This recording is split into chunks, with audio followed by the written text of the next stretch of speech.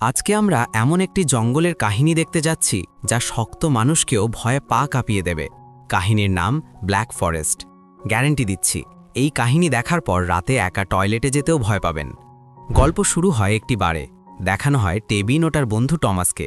দেখা যায় টোবিন তার ঘনিষ্ঠ বন্ধু টমাসের সাথে কোথায় ঘুরতে যাবে তা নিয়ে আলোচনা করছিল, কিন্তু তারা কেউই ভাবতে পারেনি যে এটিই তাদের শেষ কথা বলা। দুজন আনন্দের সাথে বার থেকে বের হয়ে কাছের একটি দোকান থেকে মদ কিনতে যায়, যেন পার্টি চালিয়ে যেতে পারে। টমাস প্রস্তাব দেয়, টোবিনও রাজি হয়ে যায়। দোকানে মদ বেছে নেওয়ার সময় টোবিন হঠাৎ লক্ষ্য করে দোকানের কর্মচারী মেয়েটির মুখে নীলচে দাগ। সে কিছু বুঝে ওঠার আগেই দুজন ভয়ঙ্কর ডাকাত স্টোররুম থেকে বেরিয়ে আসে। তাদের হাতে অস্ত্র দেখে টোবিনের মাথায় একটাই চিন্তা, বাঁচতে হবে। বাঁচার প্রবৃত্তি তাকে এমনভাবে আচ্ছন্ন করে যে সে গড়িয়ে গিয়ে একটি তাকের পিছনে লুকিয়ে পড়ে আর তার বন্ধু টমাসকে একা ফেলে দেয়। ডাকাতরা দ্রুত টমাসকে লক্ষ্য করে এবং তার কাছে থাকা সব মূল্যবান জিনিস দিতে বলে। টমাস ভেবেছিল টমাস হয়তো সব দিয়ে বেঁচে যাবে, কিন্তু টমাস নিজের বিয়ের আংটি বাঁচাতে গিয়ে ডাকাতদের সাথে তর্কে জড়িয়ে পড়ে।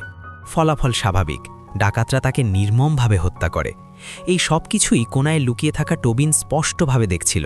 ভয়ে সে যেন জমে গিয়েছিল। টমাস রক্তের মধ্যে পড়ে থাকলেও সে এগিয়ে এসে সাহায্য করার সাহস পায়নি। দৃশ্য কাটে 6 মাস পরে। টমাসের স্মৃতির উদ্দেশ্যে টোবিন ও তার আরও কিছু বন্ধু সুইডেনে যায় একটি হাইকিং ট্রিপে, যা টমাসের স্বপ্ন ছিল। পাহাড়ের চূড়ায় তারা একটি ছোট অনুষ্ঠান করে এবং নীরবে মদ পান করে।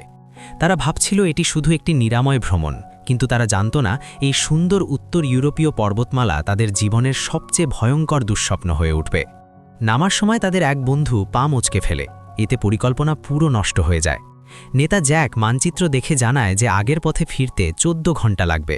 তখন সে প্রস্তাব দেয় ঘন জঙ্গল পেরিয়ে শর্টকাট নেওয়া যায়। টোবিন প্রথমে দ্বিধায় থাকলেও শেষ পর্যন্ত রাজি হয়ে যায়, কিন্তু এই জঙ্গলেই তাদের জীবনের সবচেয়ে ভয়ঙ্কর ঘটনা অপেক্ষা করছিল। জঙ্গলে ঢোকার কিছুক্ষণ পরেই চারপাশের সব শব্দ থেমে যায়। হঠাৎ তারা দেখে একটি গাছের ডালে ঝুলছে পেট ফাটা একটি হরিণ, যার রক্ত এখনও ঝরছে। ভয়ে তারা দ্রুত হাঁটতে থাকে। হঠাৎ প্রবল বৃষ্টি শুরু হয়। এরপর তারা গাছের গায়ে অদ্ভুত চিহ্ন দেখতে পায়। তখনই তারা একটি পরিত্যক্ত কাঠের ঘর খুঁজে পায় এবং ভিতরে ঢুকে পড়ে।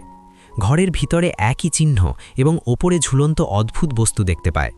দ্বিতীয় তলায় তারা একটি মাথাহীন মূর্তি খুঁজে পায়, যা কোনো পূজার বস্তু মনে হয়। সেই রাতেই ভয়ঙ্কর ঘটনা শুরু হয়। টোবিন স্বপ্নে দেখে সে আবার সেই দোকানে ফিরে গেছে। অন্যরাও ভয়ঙ্কর অভিজ্ঞতার মুখোমুখি হয়। পরের দিন তারা বের হতে গিয়ে পথ নিয়ে তর্কে জড়িয়ে পড়ে। এরপর তারা আরও গভীরে চলে যায়। হঠাৎ টোবিন একটি অদ্ভুত ছায়া দেখে এবং তার বুকে রহস্যময় নাখের দাগ দেখা যায়। বন্ধুরা তাকে বিশ্বাস না করে উল্টো টমাসকে বাঁচাতে না পারার জন্য দোষ দেয়। এতে টোবিন ভেঙে পড়ে। রাতে জ্যাক নিখোঁজ হয়ে যায়। পরদিন তারা তার লাশ গাছে ঝুলন্ত অবস্থায় খুঁজে পায়, ঠিক সেই হরিণের মতো। এরপর এক একে আরও বন্ধু মারা যায়। শেষ পর্যন্ত টোবিন ও আরেকজন বেঁচে থাকে, কিন্তু তাকেও ধরে ফেলে একদল অদ্ভুত মানুষ। টোবিন জানতে পারে এই জঙ্গলে এক প্রাচীন দেবতা বাস করে, যিনি লোকির সন্তান।